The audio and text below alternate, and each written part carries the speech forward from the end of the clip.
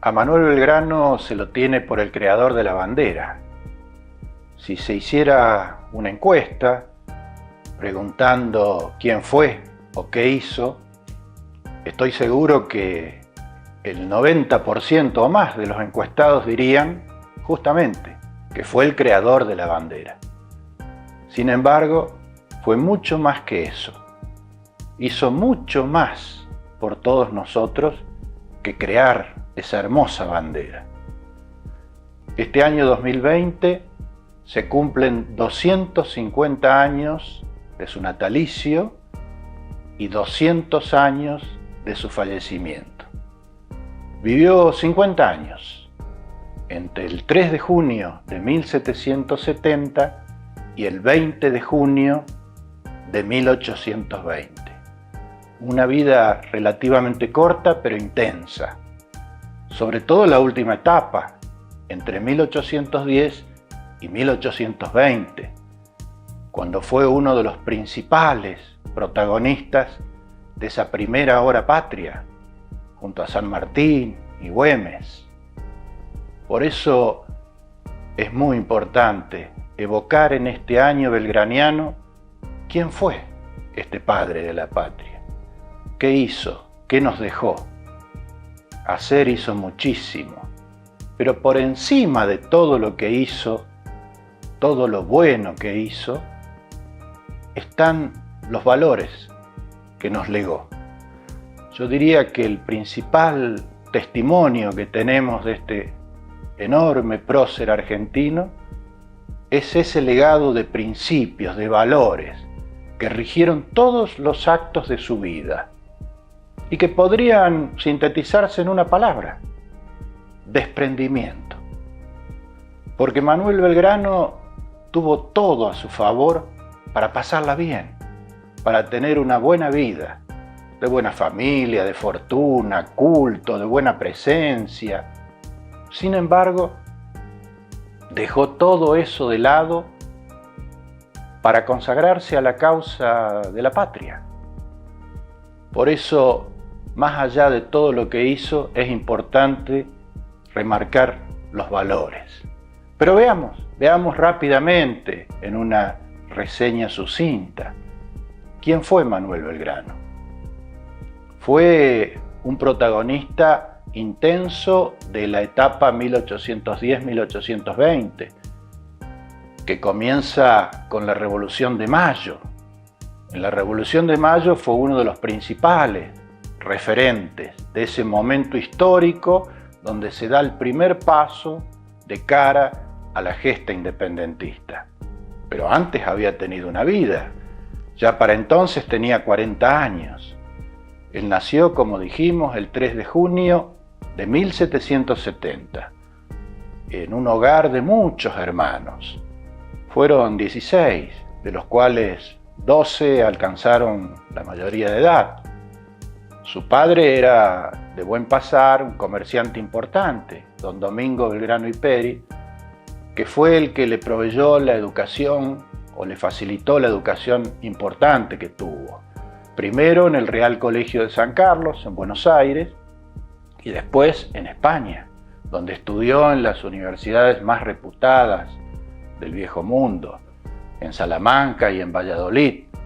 Se recibió de abogado, pero además estudió economía y tuvo contacto con las ideas libertarias emanadas de la Revolución Francesa, que ocurrió por esos años cuando él estaba estudiando en España, en 1789.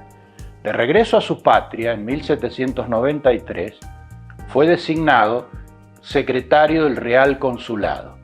El Real Consulado era un organismo muy importante en la vida colonial porque regía todo lo relativo al comercio, la principal actividad de esta parte del mundo. Ya existía entonces el virreinato del Río de la Plata y la autoridad máxima era el virrey. Esa etapa del consulado sería muy bueno tener más tiempo para destacar que allí dejó asentadas sus ideas progresistas en orden a la organización económica del país, en orden a la educación, a las cuestiones de género. Fue uno de los primeros en advertir el papel de la mujer en esa etapa y valorar su presencia en el mundo activo y educativo.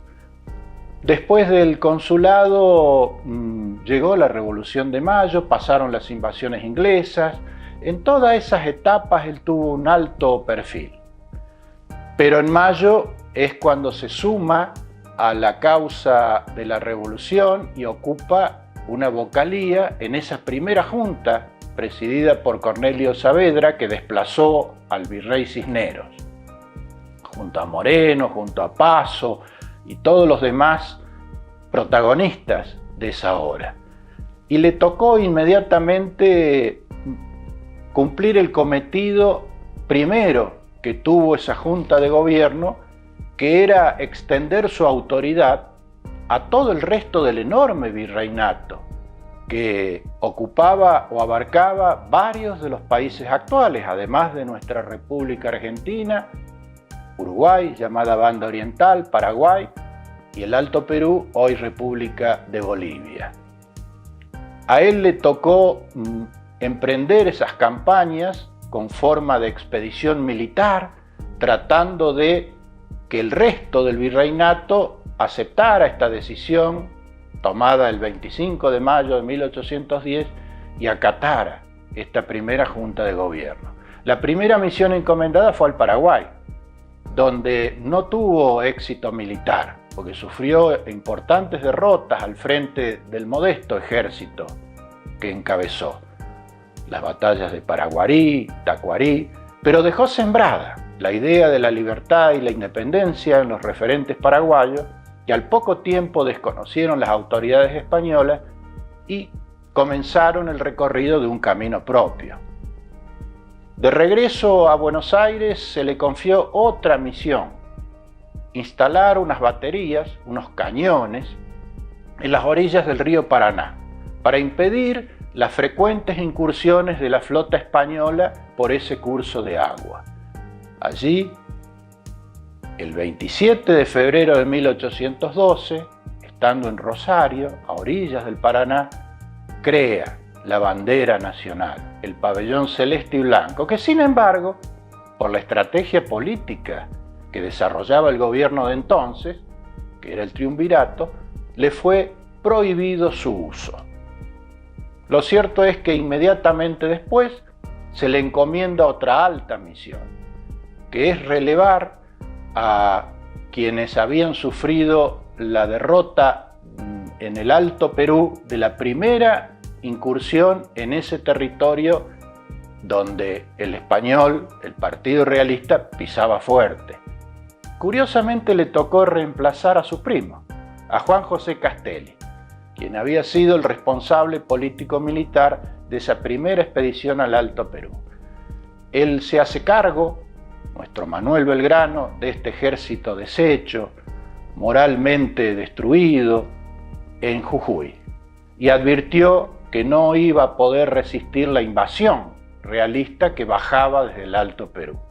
Entonces decidió realizar una epopeya que marca una de las páginas más heroicas de nuestra historia argentina, el Éxodo.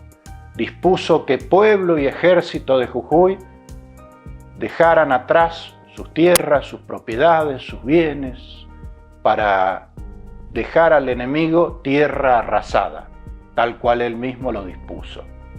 Con ese ejército y ese pueblo se desplaza hacia Tucumán. Tenía órdenes del gobierno de retroceder hasta Córdoba, dejando al enemigo que avanzaba todo ese vasto territorio. Sin embargo, en Tucumán, alentado por el pueblo tucumano, decide presentar batalla. Reorganizó como pudo el modesto ejército y logró un triunfo decisivo para las armas de la patria. El 24 de septiembre de 1812, en Tucumán. Luego recorre a la inversa el camino que había seguido desde Jujuy y logra el 20 de febrero de 1813, persiguiendo al enemigo, otro notable y contundente éxito militar en Salta, donde flameó por primera vez la bandera celeste y blanca en un campo de batalla ya aceptada por las autoridades. De allí siguió la campaña al Alto Perú, que terminó en dos derrotas muy feas, Vilcapugio y Ayohuma, que volvieron las cosas casi a foja cero. Pero Tucumán y Salta fueron dos importantes batallas libradas, las más importantes, libradas en la Guerra de la Independencia en nuestro territorio, que salvaron la revolución. En el año 1815, el gobierno lo envió a cumplir una misión diplomática en Europa, porque las cosas se presentaban muy mal para las Provincias Unidas. El rey Borbón Fernando VII había vuelto al trono con unas ganas locas de recuperar las colonias americanas, y él, junto a Rivadavia, tenía que lograr ganar tiempo, buscar alguna salida a esa situación tan difícil.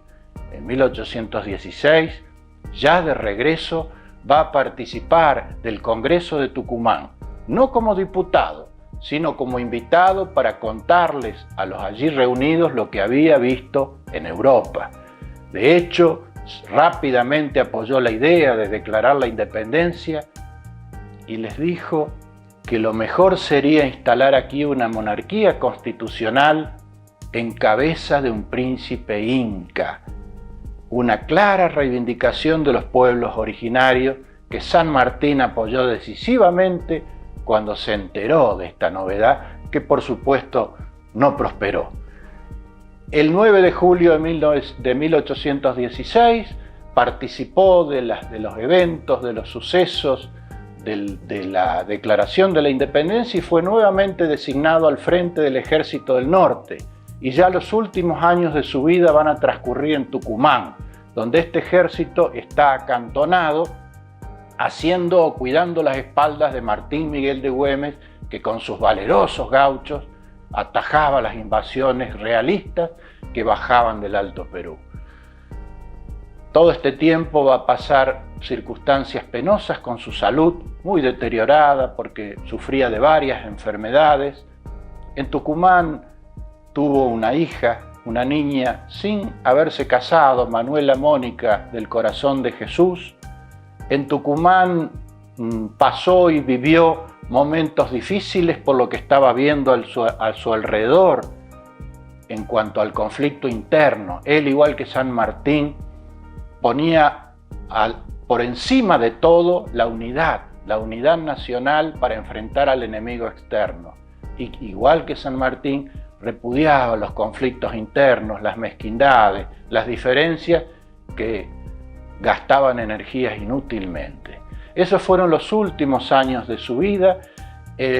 Cuando ya la salud se agrava, regresa a Buenos Aires para esperar la muerte en su casa paterna, que llegó el 20 de junio de 1820. Como no había formado familia, fue atendido en las últimas instancias de su vida por su hermana Juana, asistido por sus hermanos Miguel y Domingo, sacerdote dominico. Muy pobre, muy olvidado. Ese 20 de junio fue un día muy feo desde el punto de vista de los valores políticos y nacionales y revolucionarios que él sostuvo durante toda su vida, porque se había diluido el Estado Nacional, el conflicto interno había ganado el primer plano, las provincias reasumían su propia soberanía, tal es así que en Buenos Aires, ese día, en la provincia de Buenos Aires, había 3 gobernadores. Su muerte pasó casi desapercibida, no había plata para nada. Como era un hombre de bien y no quería dejar deudas, cedió a su médico personal el reloj de oro, que era el último elemento de valor que tenía. Ese reloj, donado después, fue exhibido durante muchos años en el Museo Histórico Nacional y lamentablemente fue robado hace algunos años. Lo mismo que para su sepelio no había plata para una lápida, de modo que se tomó una tapa de mármol de un mueble de la casa para tallar allí: aquí yace el general Belgrano, que fue sepultado en la iglesia de Santo Domingo, a muy pocos metros de la casa paterna. Transcurrieron los años y su nombre fue recobrando la vitalidad, el homenaje, el mérito que siempre mereció. En 1902 sus restos fueron recuperados, exhumados, y están hoy en un mausoleo que está en el atrio de la iglesia de Santo Domingo en Buenos Aires. En 1938, el gobierno nacional, por una ley del Congreso, dispuso que el 20 de junio sea recordado como el Día de la Bandera, y desde entonces así se celebra en homenaje a su creador. En 1957 fue inaugurado el Monumento Nacional a la Bandera en Rosario, en el mismo lugar donde enarboló por primera vez nuestra querida divisa blanca y celeste.